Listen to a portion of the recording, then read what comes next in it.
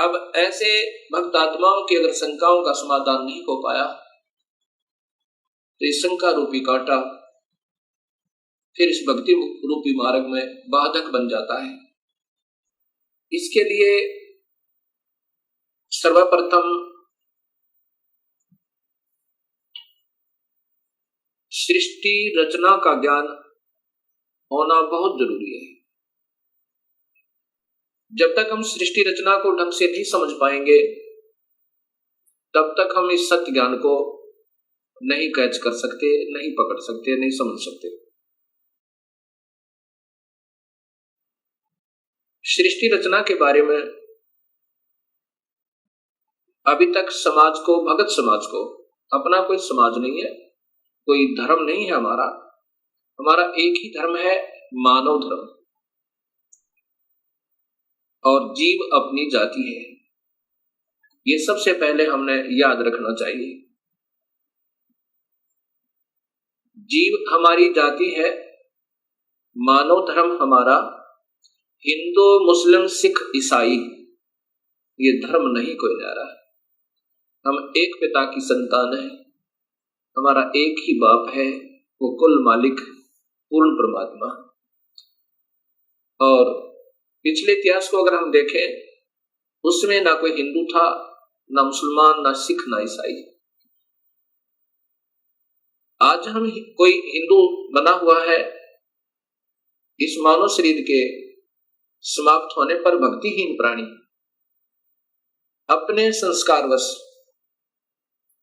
कभी पशु बन जाएगा, कभी पक्षी बनेगा, कभी पानी के जलचर बन जाएंगे। जब हम पशु होंगे तो हमारी पशु जाति होगी, और जब हम पक्षी होंगे तो हम पक्षी जाति के प्राणी होंगे। और ये भी हो सकता है कि हमारा कोई पुण्य संस्कार बचा हुआ हो, पुनर्जन्म मानव का हो, तो हम, कोई हिंदू है वो मुसलमान के घर जन्म लेगा, क्योंकि हमारे पिछले संस्कार रले मिले हैं, अलग नहीं है। सिख धर्म लगभग 300 वर्ष पूर्व 10वें गुरु गोविंद सिंह जी के द्वारा ये निर्मित हुआ, इसका उत्थान हुआ। उससे पहले सब हिंदू थे। उनके पिछले नाम राजा राम, कृपाराम, रामचंद्र, चंद्रभान, इस प्रकार के हैं। 3-4 पीढ़ी से पूर्व के जितने पूर्वज हैं वो इन नामों पर हैं। ऐसे ही इससे पहले मुसलमान धर्म नहीं था। हजरत मोहम्मद जी ने एक विशेष पवित्र मार्ग बनाया था भक्ति का, लेकिन आने वाले समय में इसमें बहुत त्रुटियां बन गई। ऐसे ही पहले ईसा जी ने एक निर्मल भक्त समाज तैयार किया था, उससे पूर्व अब्राहिम जी ने, ऐसे ये आदम जी से पहले हिंदू धर्म था, और हिंदू से पहले केवल आर्य हुआ करते थे, कोई धर्म नहीं था। अब हमने ये विचार करना पड़ेगा कि हम दो नहीं हैं। जहां से भी भक्ति प्रारंभ होती है वो निर्मलता के आधार पर है। बीड़ी, शराब, मांस, तंबाकू उसमें कभी प्रयोग नहीं होता, और केवल एक प्रभु की ही साधना प्रारंभ होती है। आने वाले समय में उसमें त्रुटियां आ जाती हैं। मनमुखी गुरु लोग उसमें ढेर सारी त्रुटियां पैदा कर देते हैं, और जिसके कारण वो समाज का प्रारूप बदल जाता है, भक्त समाज का, उस धर्म का एक प्रारूप बदल जाता है, वास्तविकता नहीं रहती। फिर ऐसे ही सदियों उपरांत फिर ये मार्ग प्रारंभ होता है। उसमें प्रारंभकर्ता को कठिनाइयां अवश्य आती हैं। समाज समझता है कि ये निंदक है, सभी को की साधनाओं को गलत बता रहा है। बिल्कुल नहीं, गलत उनको लगेगा ये मार्ग जिनको स्वयं शास्त्रों का ज्ञान नहीं, और उनके गुरुदेव अधूरे हैं, जिन्होंने आज तक ये नहीं बताया कि ये सृष्टि कैसे रचेगी, जबकि शास्त्रों में विद्वान है ये सारा ज्ञान। अब सबसे पहले हमने सृष्टि रचना का सही ज्ञान होना चाहिए। तो अब दास आपको सृष्टि रचना बताना चाहेगा। सर्वप्रथम केवल एक ही प्रभु था, उसका नाम कबीर है। वास्तविक नाम उस परमात्मा का कबीर है। वो अनामी लोक में, अकय लोक में रहता था और वहीं पर हम सब जीव उसी परमेश्वर कबीर में समाये हुए थे। उसके बाद उस परमात्मा ने स्वयं प्रकट होकर, अर्थात अपने उस अनामी लोक में स्वयं ही 3 नीचे के लोकों की ओर रचना की। अलख लोक, अगम लोक, फिर अलख लोक और नीचे का सतलोक। फिर सतलोक में आकर के उस परमेश्वर ने अन्य रचना की। सर्वप्रथम एक शब्द से 16 द्वीपों की रचना की। उसके बाद 16 शब्द फिर उच्चारण किए, उनसे अपने 16 पुत्रों का निर्माण किया, उनकी शब्द से उत्पत्ति की, वचन से, और उनको उन 16 द्वीपों में रहने की आज्ञा दी। उनमें से एक पुत्र अचिंत को उस सतपुरुष ने, क्योंकि सतलोक में उपमात्मक नाम उसी कबीर परमेश्वर का सतपुरुष, नि अक्षर पुरुष, परम अक्षर पुरुष, शब्द स्वरूपी राम, अकाल मूर्त, पूर्ण ब्रह्म, ये उनके उपमात्मक नाम है और वास्तविक नाम उस परमेश्वर का कबीर है।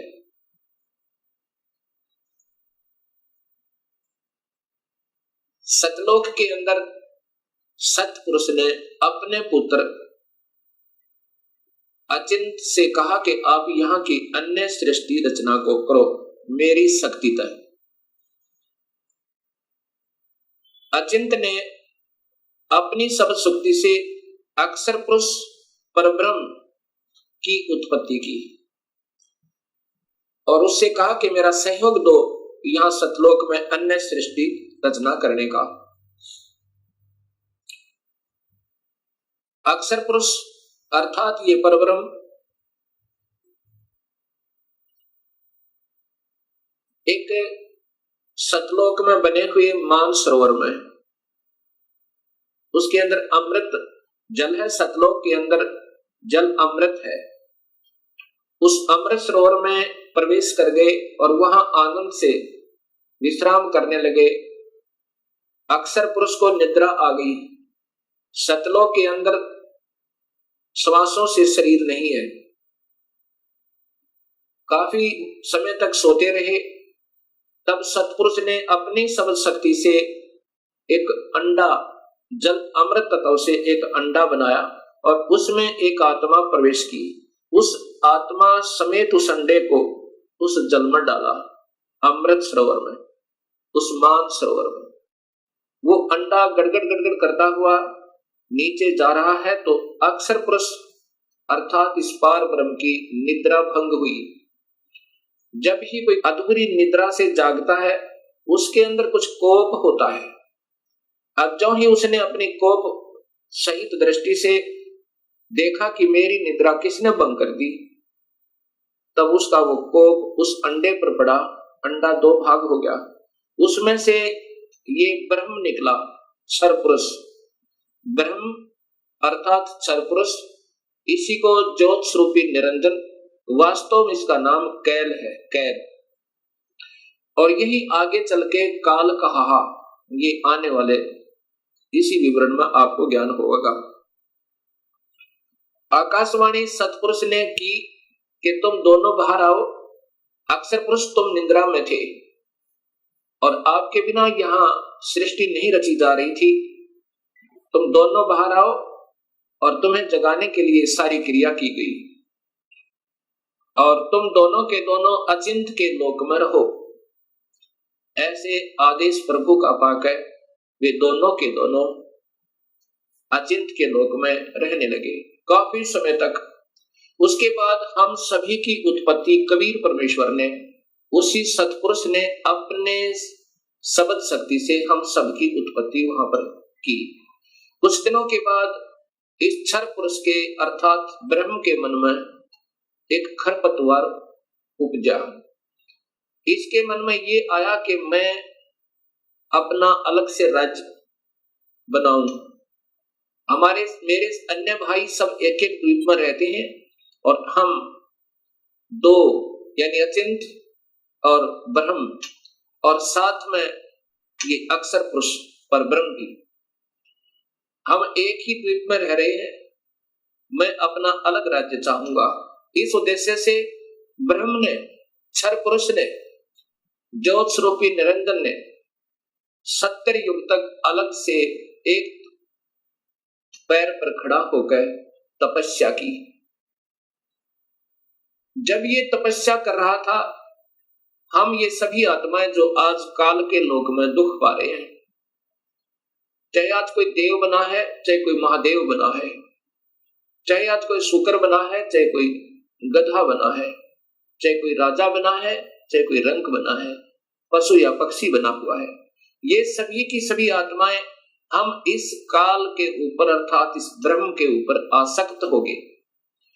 और यही बीमारी आज हमारे अंदर विद्यमान है, यही प्रक्रिया। जैसे ये नादान बच्चे किसी हीरो और हीरोइन को देखकर उसकी अदाओं के ऊपर इतने आसक्त हो जाते हैं कि वो अगर आसपास कहीं किसी शहर में वो हीरो, वो अभिनेता या अभिनेत्री आ जाए, लाखों की संख्या में उनके दर्शनार्थ भीड़ उमड़ जाए और लेना एक न देने दो, कुछ मिलना नहीं उससे। ऐसी हमारी वृत्ति वहां बिगड़ी थी सत्यलोक में। हम वहां रहा करते थे अपने पिता के पास, कोई दुख नहीं था, कोई मृत्यु नहीं थी, हमारे परिवार थे, हम प्यार से रहा करते थे। लेकिन वहां हम अपने पतिभर्ता पद से गिर गए। अपने मूल मालिक उस पूर्ण ब्रह्म जो सर्व सुखदायी सदा सहाय आत्मा का आधार वास्तव में भगवान है, जो जीव को दुखी नहीं करता, जन्म मरण के कष्ट में नहीं डालता, कुत्ते और गधे नहीं बनाता, उसको छोड़कर और हम इस काल यानी ब्रह्म के ऊपर आसक्त हो गए। जब इसने 70 युग तप कर लिया, तब पूर्ण परमात्मा ने, पूर्ण ब्रह्म ने, सतपुरुष ने पूछा भी क्या चाहता है तू? कैल क्या चाहता है? ब्रह्म तू क्या चाहता है? तब इस ज्योत स्वरूपी निरंजन ने कहा कि पिताजी, ये स्थान जहां मैं रह रहा हूं ये कम है, मुझे अलग से राज्य दो। तब उस पूर्ण ब्रह्म ने इस ब्रह्म के तप के बदले में 21 ब्रह्मांड प्रदान कर दिए, जैसे 21 प्लॉट दे देवे कोई साहूकार पिता अपने पुत्र को। 21 ब्रह्मांडों को पाकर ये ज्योत निरंजन बड़ा प्रसन्न हुआ। कुछ दिनों के बाद इसके मन में आया कि इसमें कोई अन्य रचना करूं, उसके लिए कुछ सामान पिताजी से मांगू। इसने 70 युग तप फिर किया। तब सतपुरुष ने पूछा कि आप क्या चाहते हो? आपको 21 ब्रह्मांड प्रदान कर दिए। तब इस ब्रह्म ने कहा कि पिताजी, इसमें कुछ रचना करना चाहता हूं, कृपा रचना करने की सामग्री दीजिए। सतपुरुष ने इस ब्रह्म को 5 तत्व और 3 गुण प्रदान कर दिए। इसके बाद इसने सोचा कि ब्रह्म ने सोचा कि इसमें जीव भी हो, मेरा अकेले का मन नहीं लगता। इस उद्देश्य से 64 युग तप फिर किया। तब सतपुरुष ने पूछा कि क्या चाहता है ज्योत निरंजन? अब तो तुझे मैंने जो मांगा सो दे दिया। तब ब्रह्म ने कहा, पिताजी कृपा मुझे जीव प्रदान करो, मेरा अकेले का दिल नहीं लगता है। उसमें पूर्ण ब्रह्म सतपुरुष कबीर परमेश्वर ने कहा कि ज्योत निरंजन, तेरे तप के बदले में राज्य दे सकता हूं और ब्रह्मांड चाहिए वो दे सकता हूं, परंतु ये अपनी प्यारी आत्मा, अपना अंश नहीं दूंगा तुझे। ये तो तेरे किसी भी क्रिया, धर्म, धार्मिक क्रिया से, तप से, किसी भी जप से नहीं दूंगा। हाँ, यदि वो स्वयं कोई जाना चाहता है अब सब इच्छा से, कोई हंस आत्मा, कोई भक्त आत्मा, तो मैं स्वीकृति दे सकता हूं, नहीं तो मैं अपनी इच्छा से नहीं कहूंगा, ये मैं नहीं दे सकता। इस बात को सुनकर ये ब्रह्मचर्य पुरुष ज्योत स्वरूपी निरंजन, अर्थात जो भविष्य में फिर काल कहलाया, हमारे पास आया। आज हम जितने भी ये दुखी आत्मा इस काल के 21 ब्रह्मांड में पीड़ित हैं, हमारे पास ये ब्रह्म आया और हमसे कहा कि मैं वहां अलग से ब्रह्मांड लिए हैं मेरे पिताजी से अपने तप के बदले में, वहां ऐसे स्वर्ग बनाऊंगा, महास्वर्ग बनाऊंगा और ऐसे दूधों की नदी बहाऊंगा, झरने बनाऊंगा। क्या आप मेरे साथ चलना चाहते हो? तब हम सभी ने, जो यहां काल के 21 ब्रह्मांडों में पीड़ित हैं, कहा कि यदि पिताजी हमें आज्ञा दें तो हम चलने को तैयार हैं। इस बात को सुनकर ज्योत स्वरूपी निरंजन कबीर परमात्मा के पास आया और उससे कहा कि पिताजी कुछ आत्माएं हमारे साथ चलने को तैयार हैं। सतपुरुष से कहा इस काल ने, ब्रह्म ने, कि पिताजी कुछ आत्माएं मेरे साथ चलने को तैयार हैं, उन्होंने सहमति दी है। तब पूर्ण परमात्मा सतपुरुष अर्थात कबीर देव ने, कबीर साहिब ने कहा कि यदि वो मेरे सामने स्वीकृति देंगी, जितनी भी आत्माएं हैं जो तेरे साथ जाना चाहते हैं, तो मैं उनको आज्ञा दे दूंगा।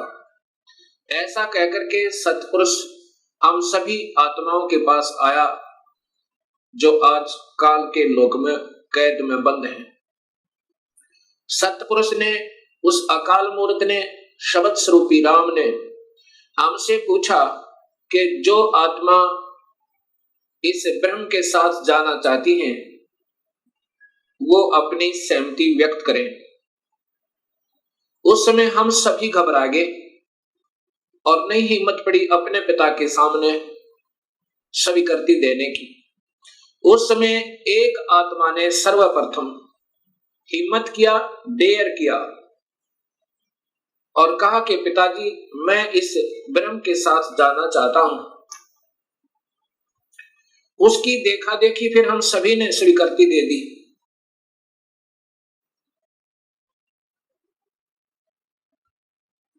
और जितनी भी आत्माएं उस समय स्वीकृति दी थी, सभी कबीर साहिब ने उनके नंबर नोट किए और जिसने सर्वप्रथम सहमति दी थी उस आत्मा का भी नंबर नोट किया और ब्रह्म से कहा कि ब्रह्म आप जाओ अपने लोक में, अब इन सभी आत्माओं को मैं विधिवत तेरे लोक में भेजूंगा।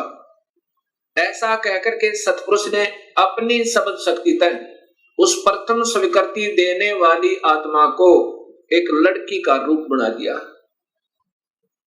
और उसके अंदर एक शब्द शक्ति दे दी और हम सभी जीवात्माओं को, उसे प्रकृति देवी भी कहते हैं, अष्टंगी भी कहते हैं और वही महामाया भी कहलाई, यहां 21 ब्रह्मांड की। इस देवी को उत्पन्न किया अर्थात उस आत्मा का लड़की बनाया। फिर हम सभी आत्माओं को जो 21 ब्रह्मांड में आए हुए हैं उसके अंदर प्रवेश कर दिया, इस लड़की के शरीर में, प्रकृति देवी के शरीर में, अर्थात इसको अद्धा माया भी कहते हैं। और यही आगे चलकर त्रिदेवों की माता कहलाई। प्रवेश कर दिया और कहा कि बेटी तेरे को मैंने शब्द शक्ति दे दी है और जितने भी जीव काल कहे ब्रह्म कहेगा तू बना देना। एक बार मुख से उच्चारण करेगी उतने ही नर और मादा ये जोड़े उत्पन्न हो जाएंगे। अपने पुत्र सहजदास से कहा सहजदास जाओ अपनी बहन को उस ज्योत स्वरूपी निरंजन के पास छोड़ आओ और उसको बताना कि इस लड़की को, इस प्रकृति देवी को, अध्या माया को मैंने सबद शक्ति दी है, ये जितने जीव तू कहेगा ये बना देगी। और जितनी आत्माओं ने स्वीकृति दी थी वो सभी इसके अंदर प्रवेश कर रखी हैं। सहजदास प्रकृति देवी को लेकर, अध्या माया को लेकर ज्योत निरंजन के पास आया, उसके पास छोड़ दिया और कहा कि पिताजी ने ऐसे ऐसे कहा है, इस लड़की के पास शब्द शक्ति है और जितने जीव तू कहेगा ये नर और मादा अपने शब्द से उत्पन्न कर देगी। ऐसा कह करके सहजदास अपने लोक में लौट आया, अपने द्वीप में आ गया। युवा होने के कारण लड़की का रूप निखरा हुआ था। इस ज्योत स्वरूप निरंजन ब्रह्म अर्थात क्षर पुरुष के मन में नीचता उत्पन्न हुई। जो आज सब जीवों में विद्यमान है, वही व्यक्ति, वही प्रक्रिया, वही ये बुरी आदत युवा लड़की को देखकर उसके साथ बद व्यवहार करने की चेष्टा इस क्षर पुरुष ने अर्थात ज्योत स्वरूपी निरंजन ने की। लड़की ने, प्रकृति देवी ने कहा कि ज्योत निरंजन तू होश में आ जा, तू और मैं एक ही पिता की संतान है। पहले तेरी उत्पत्ति हुई उन्हीं के शब्द के अंडे में और उन्हीं ने मुझे उत्पन्न किया। तू और मैं बहन और भाई हैं। बहन भाई का ये क्रम पाप का भागी होता है। तू मान जा मेरी बात। ज्योत निरंजन ने एक भी बात उस लड़की की नहीं सुनी और मदहोश होकर, विषय वासना के वश होकर, काम वश होकर उस लड़की को पकड़ने की चेष्टा की, दुष्कर्म करने के लिए। लड़की ने अपनी इज्जत बचाने का और कहीं स्थान ना पाकर, जो ही उस काल ने, ज्योत स्वरूपी निरंजन ने, क्षर पुरुष ने ऐसे मुंह खोला हुआ था आलिंगन करने के लिए, ऐसे बाजू फैलाई थी, उसी समय लड़की ने छोटा रूप बनाया, सूक्ष्म, बहुत सूक्ष्म, और उसके पेट में चली गई अपनी इज्जत रक्षा के लिए। वहां से अपने पिता से पुकार की, हे परम पिता, हे सतपुरुष, हे कबीर परमेश्वर, मेरी रक्षा करो। इस प्रकार मैं काल से अपनी इज्जत रक्षा के लिए, इस ब्रह्म से अपनी इज्जत रक्षा के लिए इसके पेट में प्रवेश हूं और मुझे आकर मेरी रक्षा करो, मुझे बचाओ इससे। उसी समय कबीर परमेश्वर ने अपना ही दूसरा रूप अपने पुत्र योग संतायन अर्थात योग जीत, उसे जोग जीत भी कहते हैं, योग जीत का रूप बनाकर काल के 21 ब्रह्मांडों में प्रकट हुए और कहा कि ज्योत स्वरूपी निरंजन, तूने जुल्म कर दिया, आपने ये ऐसा जुल्म कर दिया, ऐसे कर्म करने वाले पाप आत्मा को इस सच्चे लोक में ये श्राप, ये कर्म, ये पाप लगता है कि 1 लाख जीवों का, मनुष्य शरीरधारी जीवों का रोज आहार करेगा और 1.25 लाख की उत्पत्ति करेगा। पिताजी ने आदेश दिया है मुझे कि आप यहां से निकल जाइए अपने 21 ब्रह्मांड को लेकर, और लड़की को उसके पेट से निकाल दिया, प्रकृति देवी को इस ब्रह्म के पेट से निकाल दिया और उनको 21 ब्रह्मांड समेत और दोनों को वहां से निष्कासित कर दिया और कहा कि प्रकृति, तूने स्वयं अपने पैर पर कवाड़ा मारा है, अपने पिता से दूर होगी तू, अब इसकी सजा तू ही पावेगी और जाओ यहां से 21 ब्रह्मांड लेकर आप चले जाओ। इतना कहते ही 21 ब्रह्मांड वायुयान की तरह वहां से चल पड़ा और वहां से सतलोक से 16 शंख कोश की दूरी पर नील पद्म शंख यानी 16 मिलियन 16 शंख कोश की दूरी पर ये 21 ब्रह्मांड आकर के स्थिर कर दिए कबीर परमेश्वर ने अपनी शक्ति तय। अब इस ज्योत स्वरूपी निरंजन के मन में फिर यही नीचता फिर उठी और कहा कि अब मेरा कौन क्या बिगाड़ सकता है, अब मैं मनमाना करूंगा। उस लड़की ने, प्रकृति देवी ने फिर प्रार्थना की कि ज्योत निरंजन अब भी तू मान जा। पहले तो आप और मैं एक ही पिता की संतान हैं, और दूसरे मैं तेरे पेट से होकर आई हूं। ये कर्म, अब मैं तेरी बेटी बन गई। प्रथम तो बहन और भाई का ये पाप कर्म महापाप का कारण, और दूसरे मैं तेरी बेटी हुई आपके पेट में होकर आई, और बाप बेटी का ये जुल्म अच्छा नहीं।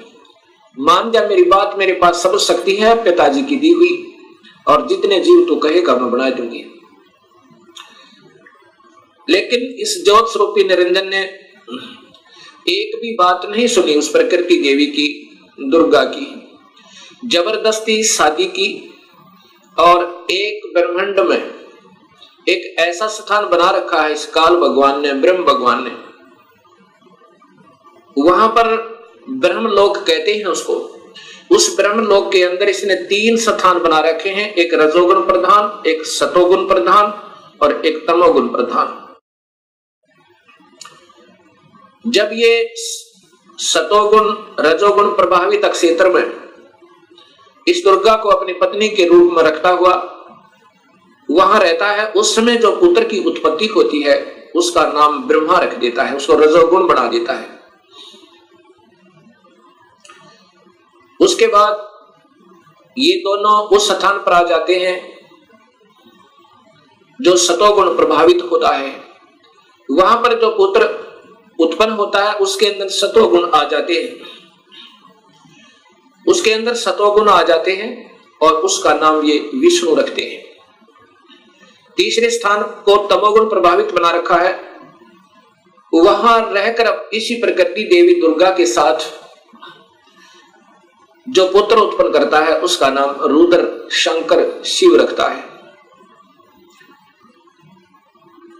ऐसे ही हर ब्रह्मांड के अंदर इस काल भगवान ने, ब्रह्म भगवान ने ये ब्रह्मलोक बनाए हैं, और वहां पर ये ऐसे ही कुछ समय के लिए प्रकृति देवी को अपने साथ रखता है और उसके बाद वहां से अंतर्ध्यान हो जाता है। अब जब इसने इस लड़की को, प्रकृति देवी को बदनजर से देखा था, और ये लड़की प्रकृति देवी ने इसके पेट में शरण पाई थी, ज्योत निरंजन के पेट में, और फिर सतपुरुष ने अपने पुत्र जोगजीत का रूप बना करके आकर उसको निकाला था। उस दिन से इसका नाम काल पड़ा। कहा था कि आज से तेरा नाम काल होगा, और 1 लाख जीवों का, मनुष्य शरीरधारी प्राणियों का रोज आहार करेगा और 1.25 लाख की उत्पत्ति किया करेगा। ये वहां पर सतलोक के अंदर ऐसा दुष्कर्म करने वाले को स्वतः पाप लग जाता है। अब ज्योत स्वरूपी निरंजन काल ने अपनी पत्नी से कहा कि मैं ऐसे स्थान पर रहूंगा जहां पर कोई नहीं आ सकता, और आज के बाद मैं किसी भी 20 ब्रह्मांड के अंदर किसी भी व्यक्ति को, किसी भी प्राणी को आकार रूप में दर्शन नहीं दूंगा। मुझे निराकार समझा करेंगे, लेकिन मैं अपने वास्तविक रूप, काल रूप में अपने 21वें ब्रह्मांड में रहा करूंगा। वहां पर कोई नहीं आ सकता, ना ब्रह्मा आ सकता, ना विष्णु आ सकता, ना शिव आ सकता, और ना ही कोई वेदों में के अनुसार साधना करने वाले साधक आ सकते। मैं वहां रहा करूंगा और सर्व कार्य मैं गुप्त रूप से किया करूंगा। तब प्रकृति देवी ने कहा कि निरंजन मैं तेरे वश होगी, अब कुछ भी नाच नचा। इतने बड़े ब्रह्मांडों को, इन 20 ब्रह्मांडों को मैं कैसे चलाऊंगी एक स्त्री की जाति, और तू मुझे छोड़कर जा रहा है, कहता मैं आज के बाद किसी को दर्शन नहीं दूंगा। तब ज्योत स्वरूप निरंजन अर्थात इस काल भगवान ने, ब्रह्म ने कहा कि प्रकृति चिंता ना करे, जो कुछ भी करूंगा वो मैं ही करूंगा। तुम तो निमित्त मात्र होगे और ये बच्चे ब्रह्मा विष्णु महेश ये भी केवल निमित्त होंगे। इन सबका रिमोट मेरे पास होगा, सब कार्य मैं करवाऊंगा, तू चिंता मत कर।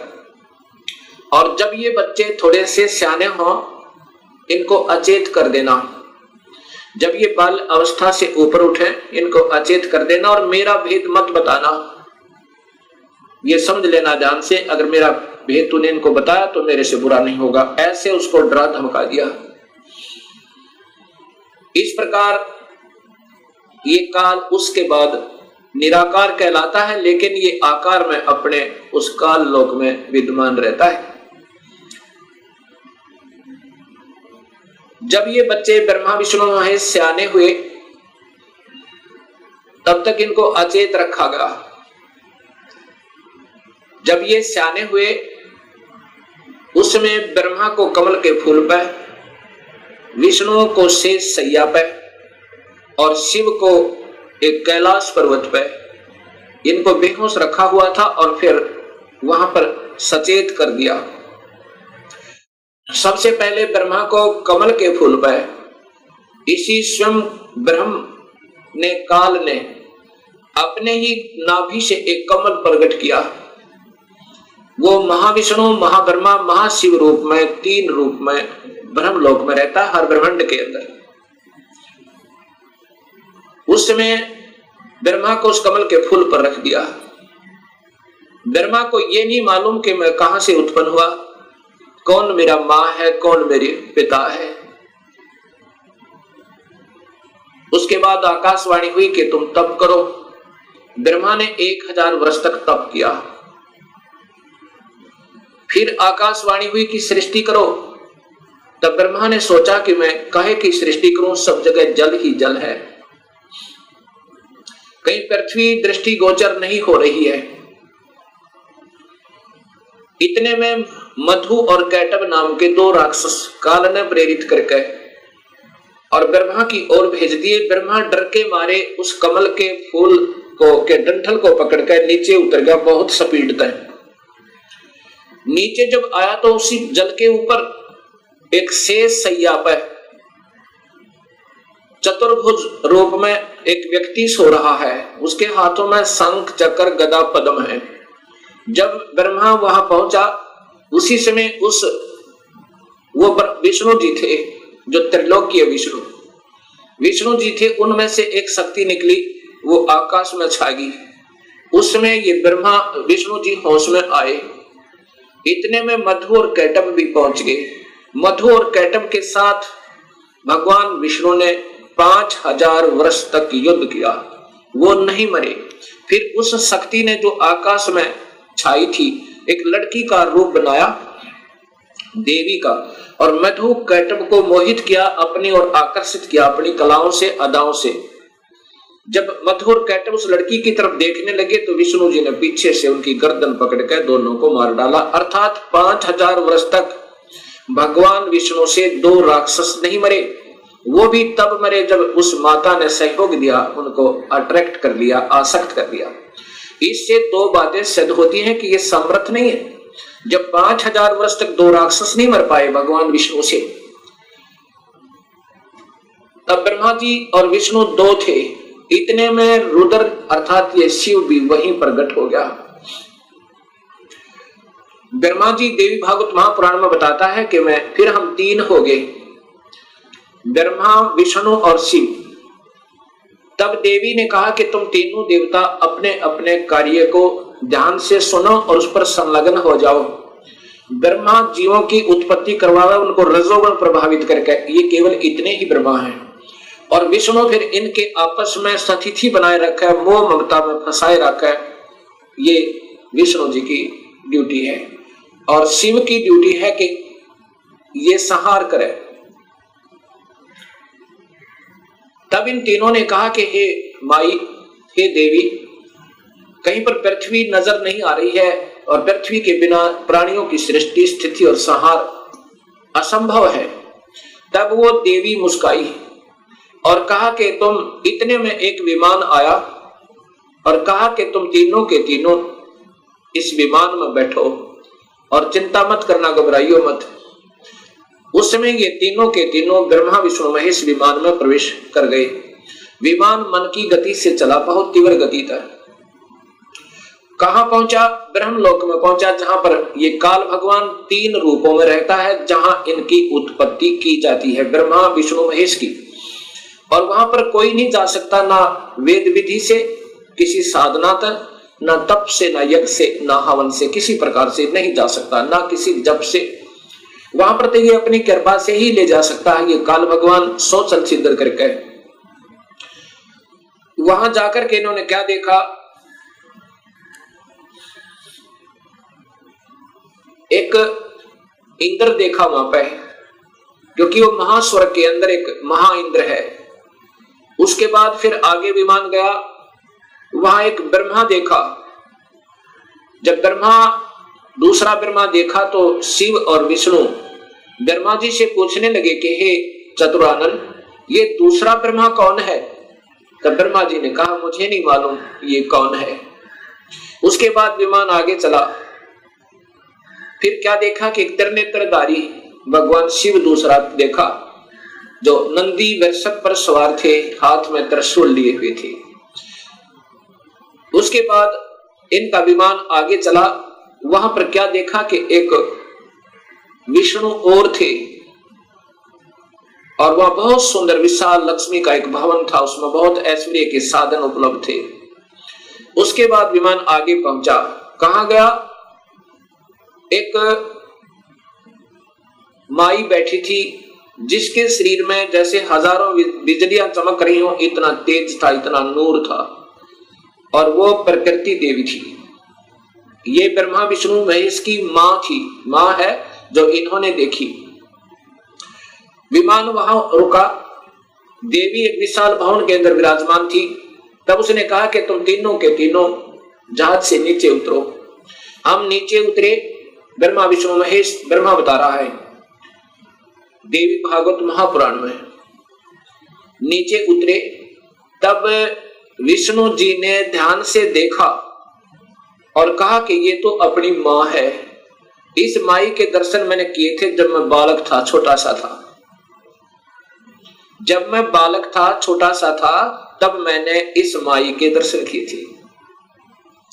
इससे सब सिद्ध है कि इनका जन्म है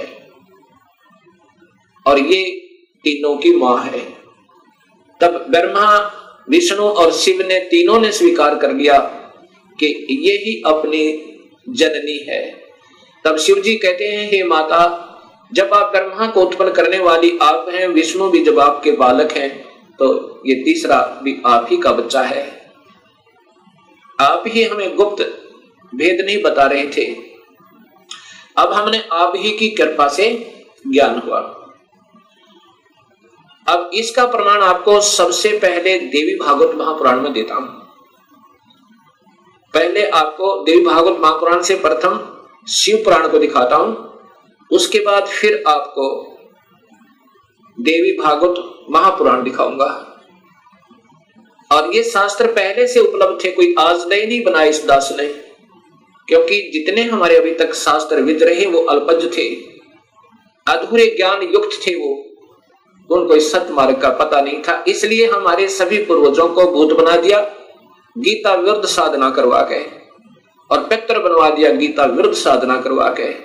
गीता में लिखा है कि देवी देवताओं की पूजा मत करो, ब्रह्मा विष्णु महेश की पूजा भी नहीं करनी है, तीनों गुणों की भक्ति नहीं करनी है, केवल ब्रह्म से प्रारंभ होती है भक्ति, और पूजा करनी है केवल पूर्ण ब्रह्म की।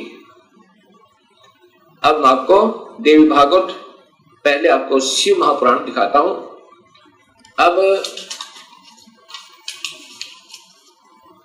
अब देखिएगा भक्तात्माओं, ये शिव महापुराण, ये शिव महापुराण, इसके अंदर आपको पता चलेगा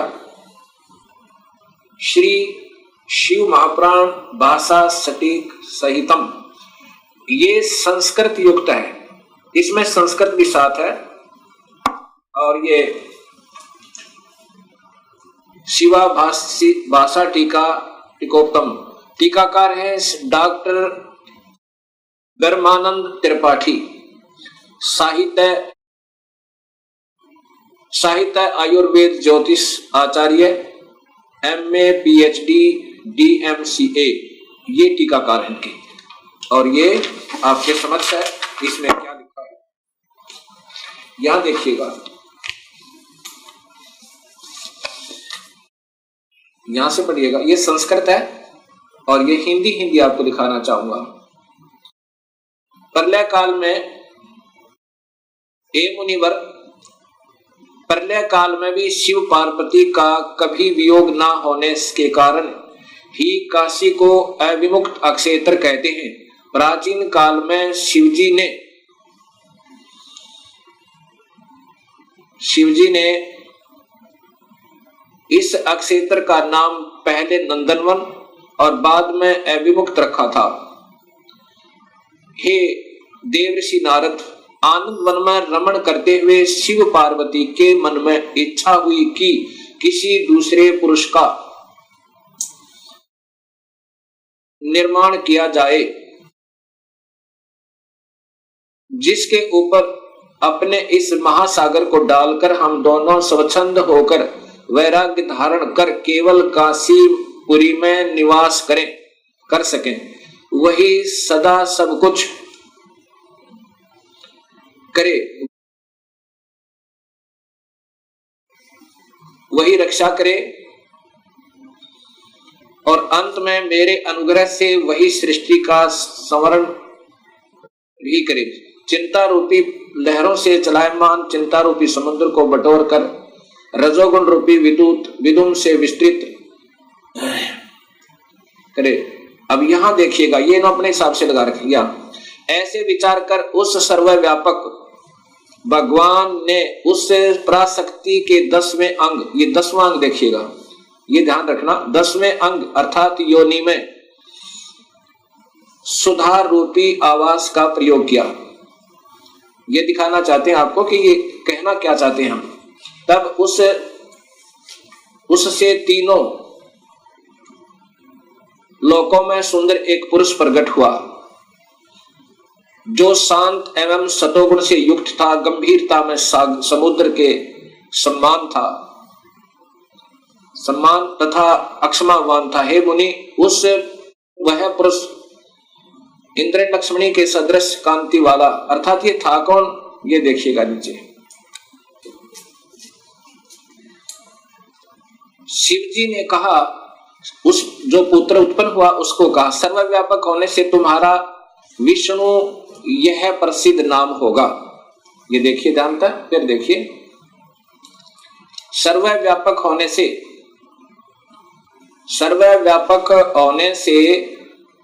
शिव ने कहा,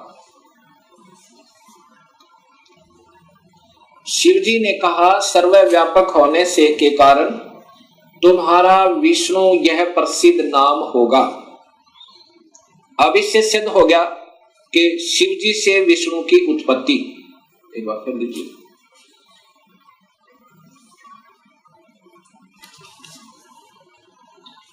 अभी आपने ये शिव महापुराण में 6ठे अध्याय को देखा। 6ठे अध्याय में कि भगवान शिव से और पार्वती के संयोगता। पार्वती कौन, ये महाशक्ति यानी शेरा वाली प्रकृति के द्वारा विष्णु की उत्पत्ति हुई। अब 7वां अध्याय, ये संस्कृत भी 7 है। अब यहां आगे देखिएगा, ये हिंदी देखिएगा। ब्रह्मा जी ने कहा कि विष्णु भगवान के शयन करने के बाद उनकी नाभि से एकाएक बहुत बड़ा कमल पुरुष उत्पन्न हुआ, कमल पुष्प। अब ये ब्रह्मा बता रहा है लेकिन तुक्के लगा रहा, क्योंकि ये स्वयं बेहोश था पहले, इसको आप ही नहीं मालूम वो कौन से विष्णु की नाभि से मिला। ये देखिएगा, उत्पन्न हुआ जिसकी नाल टंकार फल फूल के फूल। अब ज्यादा ना देख करके देखिएगा, उस सांब शिव परमेश्वर भगवान शिव ने पहले की भांति जैसे विष्णु की उत्पत्ति की थी, दुर्गा और काल के संयोग तय, पहले की भांति अपने दाहिने अंग से मुझे उत्पन्न किया। ब्रह्मा कह रहा कि मेरी उत्पत्ति भी उस काल ब्रह्म से, यानी शिव कह रहे हैं, ये शिव हो, महा ब्रह्मा महाविष्णु महाशिव रूप में ये काल ही रहता है, मुझे उत्पन्न किया, ये ब्रह्मा जी ने बताया। कई भक्तात्मा कहते हैं कि जो गीता प्रेस गोरखपुर से प्रकाशित पुस्तकें हैं वही विशेषकर आम भक्त समाज उनको सत्य मानता है, एथेंटिक मानता है। अब आपके सामने यही गीता प्रेस गोरखपुर से प्रकाशित ये पुस्तक दिखाते हैं, शिव महापुराण।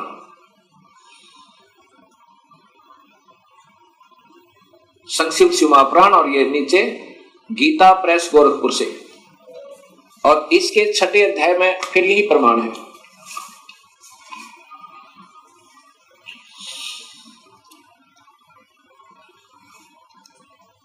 इसी शिव महापुराण का ये छठा अध्याय है। ये शिव महापुराण अध्याय नंबर 6, उसके बीच से सुना रहा हूं, आप इसको खरीद कर देख भी सकते हो।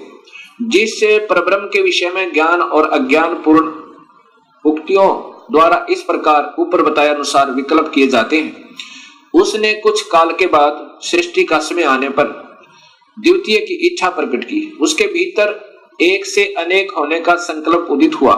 तब उस निराकार परमात्मा ने अपनी लीला शक्ति से अपने लिए मूर्ति आकार की कल्पना की। वह मूर्ति संपूर्ण ऐश्वर्य गुणों से संपन्न, सर्वज्ञानी, ज्ञानमयी, शुभ स्वरूपा, सर्वव्यापिनी, सर्वरूपा, सर्वदर्शनी, सर्वकारिणी, सबके एकमात्र वंदनिया, सर्वदा सब कुछ देने वाली और संपूर्ण संस्कृतियों का केंद्र थी। उस शुद्ध रूपणी ईश्वरीय मूर्ति की कल्पना करके वह अद्वितीय, अनादि, अनंत, सर्व प्रकाशक, चिंत, सर्वव्यापी और अविनाशी परब्रह्म अंतर्हित हो गया। ये काल की कलाएं हैं सारी, और ये अनजान लेखक जिनको कुछ ज्ञान नहीं, इस काल को ही सब उपमा दे रहे हैं उस पूर्ण ब्रह्म के तुल्य, जो मूर्ति रहित परम ब्रह्म है। अब यहाँ मूर्ति हो गया और फिर मूर्ति रहित भी है। अब ये काल की ही कला है, वो क्या बन गया, शिव रूप में आ गया। उसकी मूर्ति यहां देखो, चिंतमय आकार भगवान सदाशिव है। ये काल ही निराकार है, और यही फिर महाशिव, महाविष्णु और महाब्रह्मा के रूप में ये सब कलाएं करता है। अर्वाचीन और प्राचीन विद्वान इसी को ईश्वर कहते हैं। जितना जिनको ज्ञान है, इस काल को ही ये ईश्वर कहते। उस समय एकाकी रहकर स्वेच्छानुसार विहार करने वाले उन सदाशिव ने अपने विग्रह से स्वयं एक स्वरूप भूता शक्ति की सृष्टि की, अर्थात वह देवी